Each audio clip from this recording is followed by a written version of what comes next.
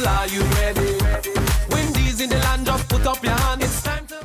Well, it just wasn't meant to be for the West Indies. It was not the 2 out of 2 they were looking for. The Windies slipping to the South Africans, and the series now in the Betway T20 series is all tied up at 1-1 after the Windies went down on Sunday. Hello, everyone. Welcome to On Tour. I'm Barry Wilkinson. Let's go straight to the scorecard and see what happened with the Windies. After that glorious game on Saturday, they were looking to do the double, if you want to call it that, but they fell by some 16 runs. Things started quite similar for the West Indies. They won the toss, they put the South Africans in, they pulled things back quite significantly, but the South Africans made just a little bit better than they did on Saturday to 166 for 7. They were led by Temba Bavuma, who made 46. Reza Hendricks made 42 there for the South Africans as they made the 166 for 7. You look at the bowling for the West Indies, we saw Kevin St Clair 2 for 23, much improved performance there from Kevin St Clair, but it was really the fantastic bowling of Obed McCoy. 3 for 25 in 4 immaculate overs. He really delivered quite well for the West Indies. When they batted, they were off to a great start thanks to Evan Lewis before he was bowled for 21. Andre Fletcher made a painstaking 35 from 36 balls, and only Jason Holt and Fabian Allen, who had some lusty hitting with 20 and 34 respectively, sparked anything spectacular for the West Indies. It was Kagiso Rabada, 3 for 37, as the South Africans did quite well to hold on and win by some 16 runs, as the West Indies only made 150 for 9. Well, we've got a bit of a change in our analysis today, or analysts rather. We're going to hear from, for the first time this season, from Vinod Manchan, the man there from Trinidad and Tobago, now at one of the leading sports radio stations in Trinidad. And of course, we have our usual quickie, the former West Indies fast bowler. I'm talking about Tino Best. I'm going to go to Vinod first. Vinod, it's so good to have you back on the show. When you look at what happened today, Vinod, I mean, the West Indies just weren't able to replicate that form that we saw on Saturday. What went wrong in your opinion? Well, Barry, it's so great to be back, and also I want to say hello to my dear friend Tino. The West Indies team, I thought today they just didn't read the script well. You look at their batting, they seem not to have a proper plan going into that run chase. There were some poor shot selections, and I thought after a great fight back by the bowlers to restrict the South Africans to 160 odd, I thought that the batsmen, actually everyone seemed to have their own plan when they went out to bat, but it was not a collective plan to get to that target. Yeah, very well said. Tino, I want to talk to you about Obed McCoy, though, because I want to just be on the positive quite early in the show. Obed McCoy is someone who, for me, has really worked hard at his game and has fitted in this T20 team. What makes him special for you? 3 for 25 on Sunday. I think I worked with him last year in St. Lucia's Zooks. He was part of our plans in terms of getting to the finals for the first time. I think he has improved. He's always listening. He's always asking for the advice, and I think that he's one of those bowlers that have really benefited from bowling coach in Roddy Eswick.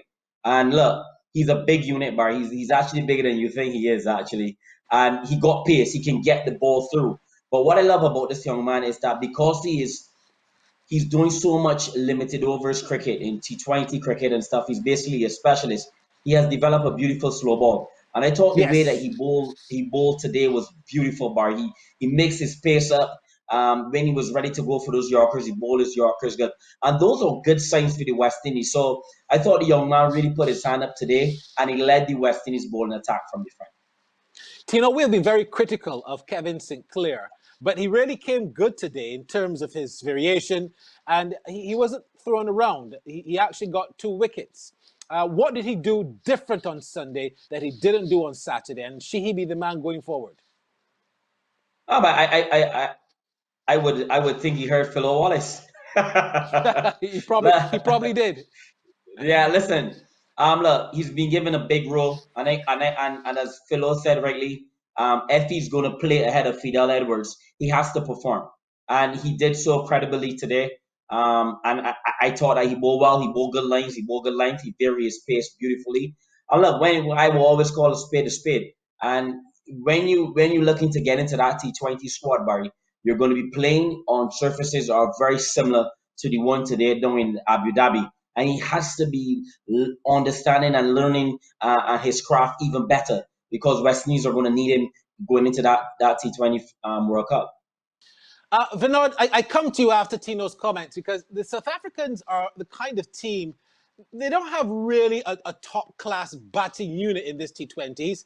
Quinton de Kock, perhaps, yes, but Bavuma is not the kind of cricketer that you'll leave home to come and really watch. He's not box office stuff. But the role he played on Sunday was just the role the South Africans needed. How would you assess that innings of 46 from the captain of South Africa? Well, I thought it was an excellent innings, Barry. I thought that, as you rightfully said, he's not someone that you would, leave home to go and watch. It's not someone you'll take your girlfriend or your wife and or your better half to see. But I tell you this, he did a very efficient job. 46 of 33 deliveries, he was able to rotate the strike. And if I can just parallel that with a passage of play in the West Indies innings, you look at Andre Fletcher, who got a run of ball 35, and Jason Holer, who had a run of ball 20. And those two added 30 odd in about 6 overs. That put the back, those coming towards the back under pressure. So when you take that into context with Bavuma's performance, you really saw the value of what he brought to the plate. I'm glad you brought up the West Indies innings. We're going to discuss that now. I'll stick with you on that then, Vinod. Where did they go wrong today? Too many big shots that just didn't come off? What do you think went wrong? Yeah, definitely, Barry. You hit it spot on there. I thought too many millionaire shots we saw today. And, when Holder and Fletcher really decided to buckle down, it was a bit too little too late. They were forced to, hold innings together at a point in time when the top order should have done the job. I thought, again, rotation of the strike, and all West Indian cricketers tend to think that the only way to score runs is by getting boundaries. And I think that they should go back after today's game and look at Bavuma and look what he did in the middle order. Now, I want to talk to you, Vinod, about your countryman, Nicholas Pooran. We're making a lot about Nicholas Pooran, haven't seen a lot of him played in the franchises that he does around the world. But when he's playing for the West Indies, he still is yet to get that big, consistent score that we are looking for. What is the problem with Nicholas Pooran? I think the big score is not the issue, but the consistency is his problem, as you rightly said. And I think he needs to go back to the drawing board. He needs to sit with his coaches and really work out, setting about his innings. I think it's all about innings construction for Nicholas Pooran. It's undoubted, his talent is undoubtedly good. But at the end of the day, he's not working within a plan, within a system. And you can see that his innings really lacks proper preparation and guidance, if I may say so. Tino, a possible change for me. I am prepared to give Shimron Hetmar that play for Pooran and let Fletcher wicket keep. How do you feel about that? Because Pooran has not been given the runs for a while for the West Indies and for his franchise. I mean, you look at the IPL. Let's rewind to the IPL form. His IPL form was woeful. He hasn't really been scoring runs recently. And yet he's seemingly demanding a place or commanding a place in the team. Shouldn't Hetmar come in that particular position for Nicholas Pooran and let Fletcher keep? What do you think about that? Well, Barry, I think you should be a selector, brother. I think you hit the nail right on its head. Look, yeah. Pooran has been struggling for a while, and I was watching him very diligently in these first 2 T20s. And I was saying, if Pooran gets the opportunity to play in the third T20, I will be on my Twitter handle not agreeing with it whatsoever. You can't got young Hetmyer down there sitting on the bench.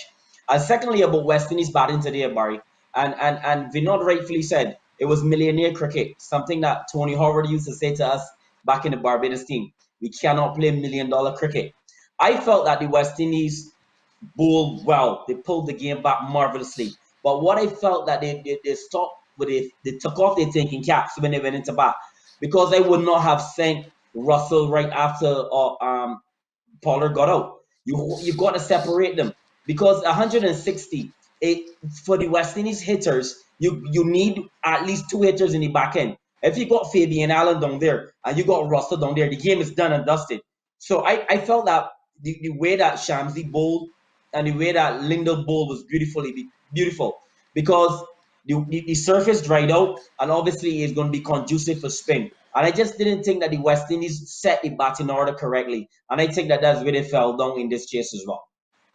Vinod, before we go to break, Fabian Allen, and I know you're very sweet on him, and I think that this is a young man that needs to get more opportunity in that West Indies team because he's proven to be, he's like perhaps knocking on the door of being a consistent match winner. Yeah, I think, what I really like about Fabian Allen, he plays with heart. He reminds me of a Tino Best. You go out there and you play cricket with heart. You represent the region. You put that crest on your chest. And that is what I really like about him. He seems to be supremely confident. And every time he gets an opportunity, he more often than not delivers. And I would like to see going forward that the West Indies selectors put that sort of faith in him so it can help build his confidence even more. Yeah, very well said. All right, you're watching On Tour. When we come back, we're going to hear from you, the viewers, your thoughts, your opinions on what's happening with the West Indies team and this series. And we also give you a chance to also send in some more WhatsApps. There it is, the number on screen. Please send us your messages, no calls. Just send your messages to that number on screen. When we come back, we're going to have a look at some of your messages, and then a bit later on, we'll hear from the captains. Stay with us. To the top, it's time to jump up, people, are you ready? Windies in the land, just put up your hand. It's time to the top, it's time to jump up, people, are you ready? Windies in the land, just put up your hand. So welcome back then to On Tour. Of course, I have encouraged you to send me your WhatsApp messages. I was reminded by our executive producer, Rivelino Simmons, please also send me your voice notes. We want to hear your voices. We want to hear those accents from Trinidad and Tobago and Jamaica and Antigua and Guyana and St. Kitts and Nevis. Where else have I not called? Grenada. Send me them. I want to hear them. So let's, without further ado, go to some of the messages that we've been getting. This first message is from Roger from Guyana. He says, I think Russell did a great job at number 4, and Evan Lewis, as the leading West Indies T20 player, is a class player. Great job, guys. But there is a place for Evan in the test side, and I think he has the temperament. Just give him a chance. Well, we had this big discussion on Saturday about Evan Lewis playing test cricket. Let me go to Vinod first of all, since Tino would have chimed in on that. Vinod, do you think there's a place for Evan Lewis in the West Indies test team? And how do you think he continues to play at the top? I definitely think so. I think that Evan Lewis has the temperament to switch and to play test cricket. I would have seen a lot of him here in Trinidad and Tobago, especially at the 2-day, 3-day level. And, he normally bats for very long periods. But what he needs to do is to play for the TNT Red Force in the PCL and spend time in the crease, really prove himself in the longer version. But what I've known of him, I've followed his career as a young man, he has the right temperament to bat long if he wishes. All right, and I must tell you that further to that message, it came from Roger Hines. He says he's the 2-time Calypso monarch and chutney king of Guyana. That's, of course, very relevant for him. Congratulations, my brother. Thank you for watching On Tour. This one is from Sherwin from Trinidad and Tobago. The T20 batsman made more runs in 20 overs than the Test batsman made in 4 innings. What does that say? They should be removed and a new board installed. The problem with the West Indies cricket is the selectors. And I don't agree with Fuller Wallace. Teams like India and New Zealand and England players have been playing white ball and red ball cricket. So why can't the West Indies selectors cannot pick these players as well? Trinidad and Tobago's Roger. A very good perspective there. What do you think about that, Tino Best? Well, yeah, I mean, I called it yesterday about Josh Butler. Getting picked for the test team from white ball farm. Look, it is all a mindset. I remember Henderson Springer saying this years ago. You want to be a cricketer. You don't want to be a specialist T20 player or a specialist ODI player. I think we box our players a little too much. And look, you want to be a cricketer. Are you a cricketer? You play the game. You want to play all the formats of the game. And look, sometimes you might be a little better in terms of maybe more selective in one form than the other. But all in all, you are a cricketer, and all cricketers want to play all formats. So once Evan is ready and he's ready to take that plunge for the people of the Caribbean, I think that he should be given the opportunity. But saying that, I think at the end of the day, those in the test squad have to fight harder. They got to show more grit. They got to show more determination, and that filters down right down the line from our senior team straight down to our West Indies on the 15 teams. Because the youngsters need to be inspired, Barry. And if you're not inspiring the youth, you're not going to get good cricketers. You're not going to get players that are hungry. And those are things that is always going to creep into West Indies cricket. You need to work hard at the grassroots level in order to make fruitful players at the senior level. You agree with that, Vinon Mamchan? I definitely agree with Tino. It's all about a mindset. Forget the format. I think if you're a cricketer, you're a cricketer, and you should be able to adapt and play any form of the game. About comments coming in that the T20 team would have made more runs in a test match. We know it's a completely different format. It's a different conditions. So that is something I would ignore. But Barry, I think definitely it's all about the mindset. Tino was right on spot with that. All right, great stuff. Keep your messages coming in, and also send me a couple of voice notes. Let me hear those accents from around the region that we have grown to love so much. You're watching On Tour. Of course, the third T20 starts on Tuesday. It's going to be a very, very pivotal one.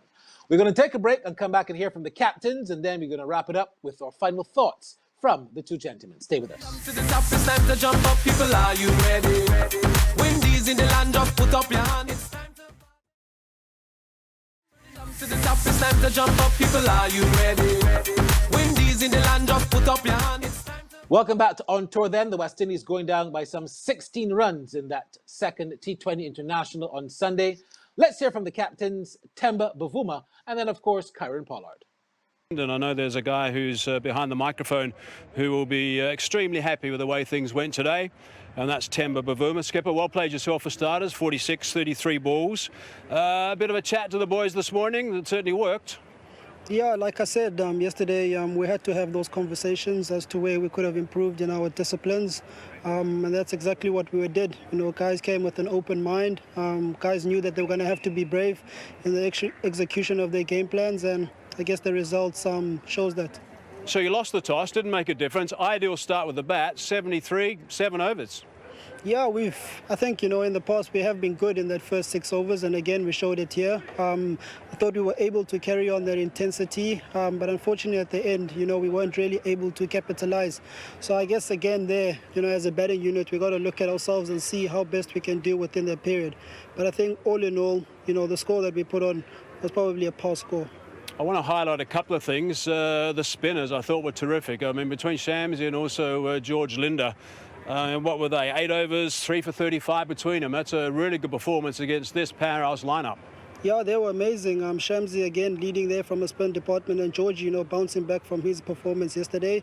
It's outstanding. I think from a captain, it makes things a whole lot easier when your spinners, are able to kind of hold that game, put a break to it with their 8 overs. So yeah, I guess more of the same from them. And Skipper, a nice buzz in the field too. The boys were catching nicely, nice buzz around their inner circle. Yeah, that's something that we try to encourage. We knew the boys were going to come out playing their shots, but we try to ensure that we keep our attitude high, we keep our intensity, make sure our presence is felt within the field, and I guess enjoy ourselves out there. There were some quicks that were hurting from yesterday. You could see that when they came out today. Ngidi didn't quite get it right today, but Rabada did, 3 wickets for him. But Norkia bowled briskly, quickest delivery, 149 k's per hour. His average speed was 143. I mean, that's sharp. Yeah, I mean, that's looking at our bowling attack, that's our strength. We'll always go to our pace. I guess the conditions here need us to kind of mix it up. But I mean, Rabada and Nokia, those are the guys we look to kind of lead our attack, and that's exactly what they did today. Right, I've got Kieran Pollard alongside me. Kieran, let's go back to the start of the game. After South Africa got off to a flyer with a bat, you must have been very pleased with the way your bowlers got their teeth back into the game with some pretty clever bowling on this surface. Yeah, of course. Second day in a row, the bowlers, coming up, trumps for us.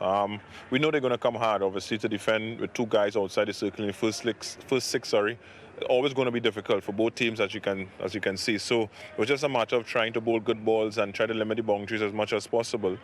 But having said that, they got away to the flyer. But I thought the guys really came back well in the middle overs, used the conditions, pretty well, and the halfway stage we were pretty happy at 166. Yeah, so South Africa scored 160 for 6 yesterday. Not too many more at the halfway mark. So that change room of yours must have been a pretty happy one at the halfway mark. Yeah, of course.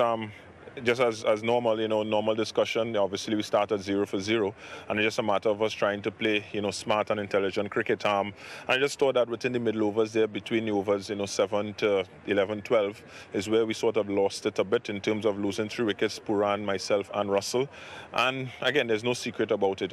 We are aggressive players by nature, but at times, I think Puran, myself, we might need to temper our aggression, to play that role for the team. So we accept that, and it's something that we're not going to do is hide away from the fact, but it's not going to take away our instinct of still trying to play aggressive, positive cricket, because that's our strength. And that was a time where the spinners, South Africa, did a pretty good job. Yeah, they did a pretty good job. I think in the middle overs at times, sometimes we can just try to rotate a little bit more. When you look at the end and you look at the firepower that we have, it was just a matter of batting another, say, 10 balls, per se, anywhere between that middle period there, and, setting up the game for the hitters in the back end. So we accept that responsibility, and we take it on our chest, and it's just a matter of, coming with the right mindset the next day and trying to execute better. And if I just look back at this game, again, McCoy just seems to impress every time we see him. Yeah, and it's good for us. A young bowler coming, taking the ranks, taking that responsibility of bowling, the death overs, and his variation as well. Obviously the guys would not have seen him before, and not a matter of seeing him getting accustomed, but he continues to execute properly. So again, for us, that's good strides. He has a lot of positive things, for us, and again, a long way to go, in this 15-match series for us. So we take it on the chin, and we move on. Thank you so much, gentlemen, and we look forward to what should be a quite enthralling match on Tuesday. The bad news is that I understand that the forecast in Grenada is for some rain on Tuesday. Let's hope that that rain can blow away and we can get some cricket. Let's wrap it up now and get the last words from the gentlemen. I'll start first of all with you, Tino. Any changes you suspect for Tuesday's match, and what would you do differently perhaps if you won the toss again?